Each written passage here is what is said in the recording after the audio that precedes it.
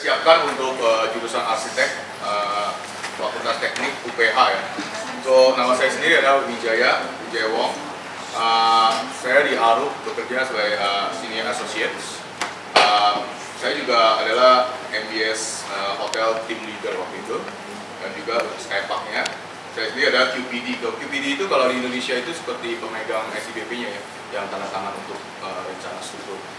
Terus saya juga anggota dari Institution of Structure Engineer dari UK. Ya, saya juga menjabat sebagai Assistant Honorary Secretary di juga saya agak lupa apa di Indonesia ini.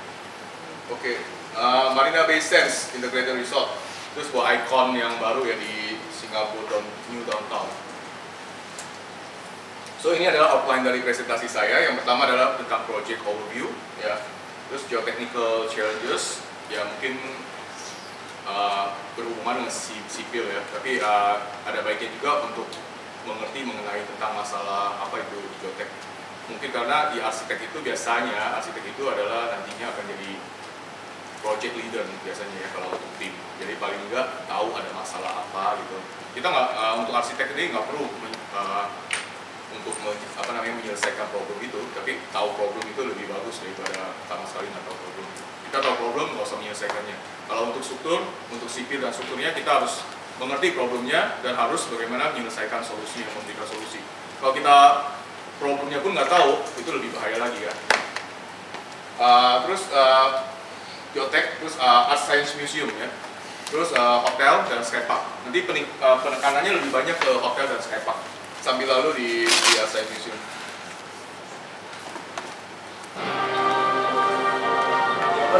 First, the next thing was to build our great over here.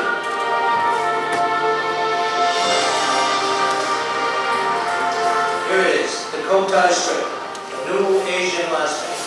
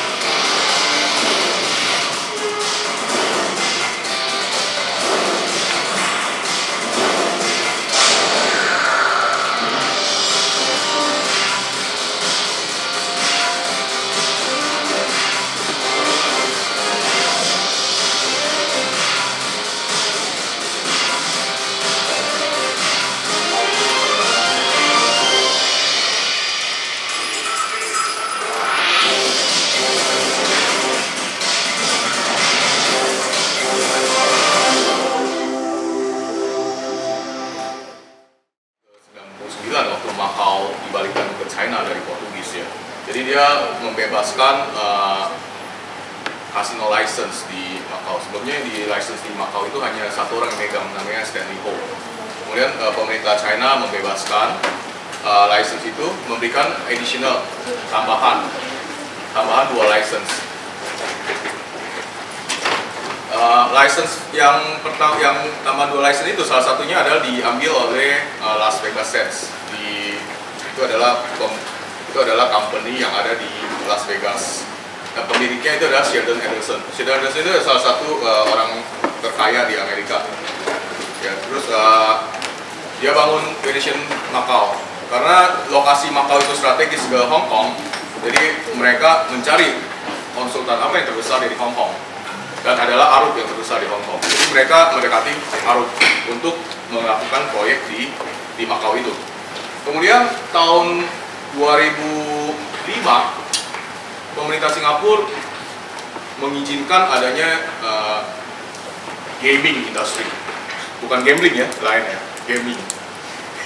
Dia nggak sebutnya gambling. Kalau gambling kan judi, ini gaming, sama aja dia.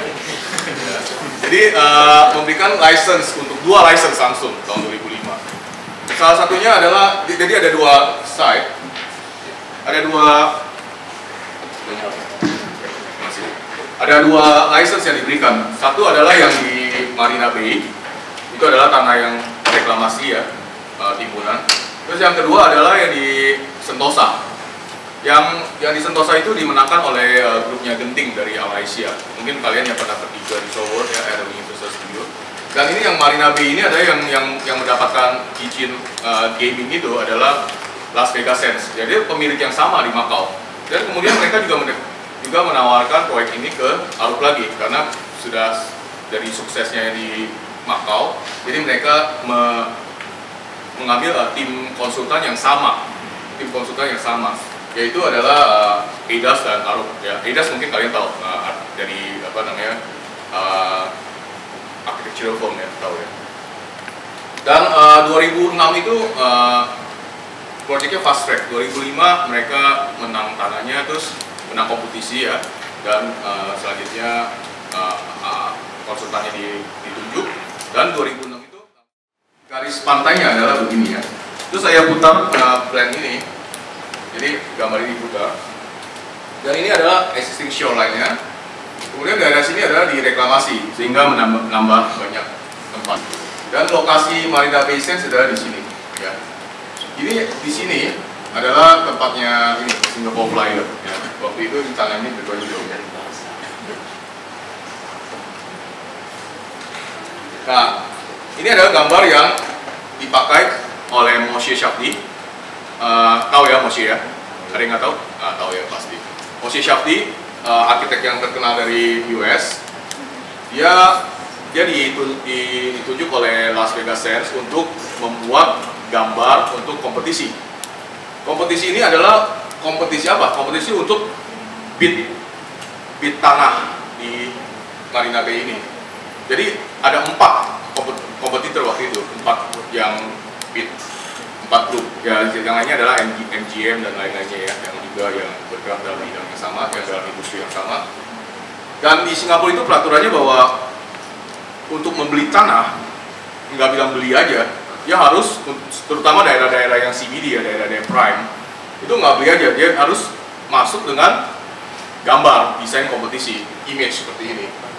Nah, kalau misalnya di Indonesia mungkin kompetisi ini kan arsitek cuma gambar aja kan, nanti bisa terrealisasi atau enggak ada engineer yang support.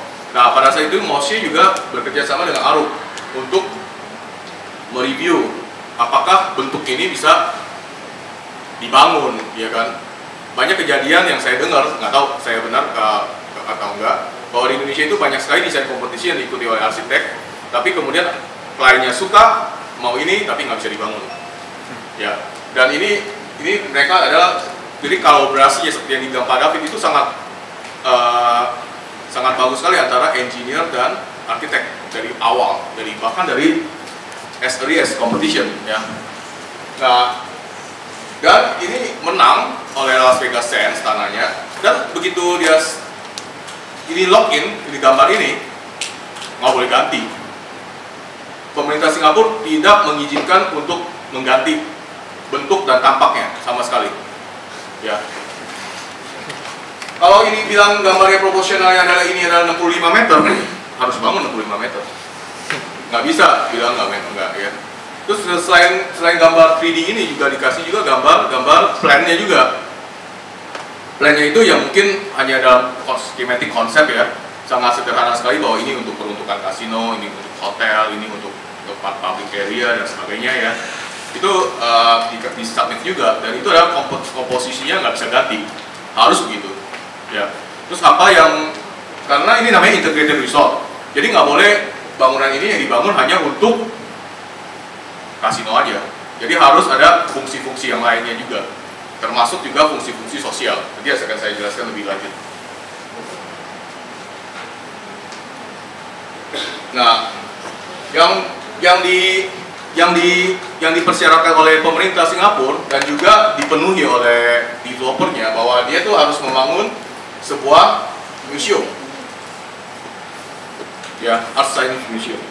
Dan juga harus membangun theater, ya, harus tentu aja bisnis utamanya kasino, ya.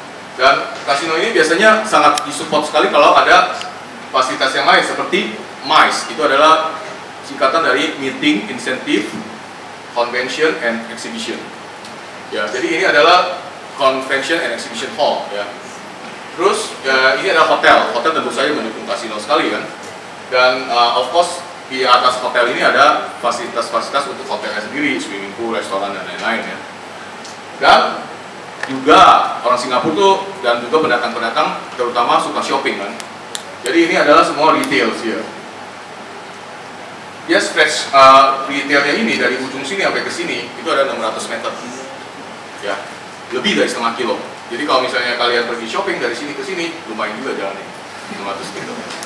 Tapi yang buat ibu-ibu kuat kakinya, bapak-bapak nggak kuat dompetnya. Terus ini adalah event plaza. Ya, event plaza ini cukup unik ya.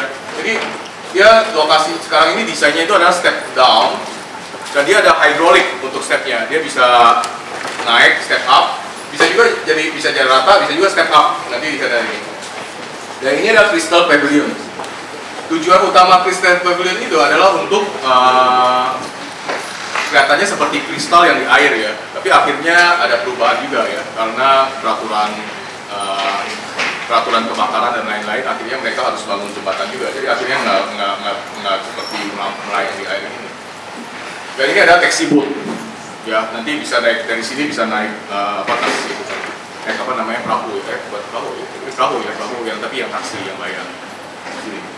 Dan ini tentu kalian mungkin tahu ini ada Helix Bridge ya, yang IDNA itu ada proyeknya Alup juga, tapi ya itu ada dibangun oleh pemerintah. Ya, oke, itu adalah yang komponen-komponen di sini. Saya terusin lagi.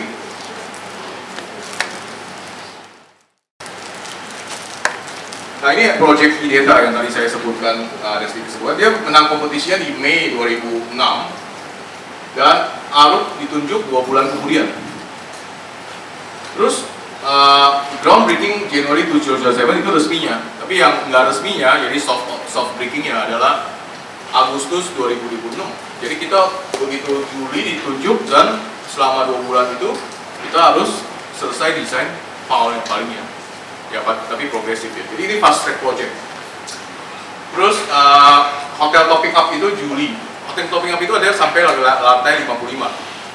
Jadi membangun struktur lantai 55 lantai dari Januari 2007 sampai Juli 2009 itu hanya sekitar 30 bulan. Jadi cukup cepat sekali untuk bangunan yang nggak kotak doang ya. Ini yang kompleks begini hanya 30 bulan. Jadi semua dari awal desainnya itu harus udah memperhitungkan kecepatan untuk konstruksi ya, jadi buildable, desainnya harus buildable. Terus Skypark lifting, nah ini adalah Skypark structure-nya, selesainya di 24 Desember 2009 adalah Christmas Eve ya, selesai. Terus of course strukturnya selesai kan masih ada komisinya dan lain-lain, dan Juni 2010 dibuka Skypark-nya. Sebelumnya ada pembukaan soft opening di April 2010 itu buka kasino dan hotel 50%.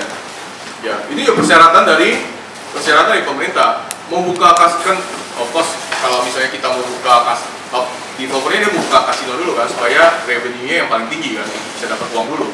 Ya, tapi nggak boleh, pemerintah tidak mengizinkan hanya buka kasino doang. Minimum harus ada 50% GFA yang dibuka juga, seperti hotel dan lain-lain dan conference ya. Jadi nggak boleh buka kasino aja, nanti jadi istilahnya bukan gaming lagi, gambling ya.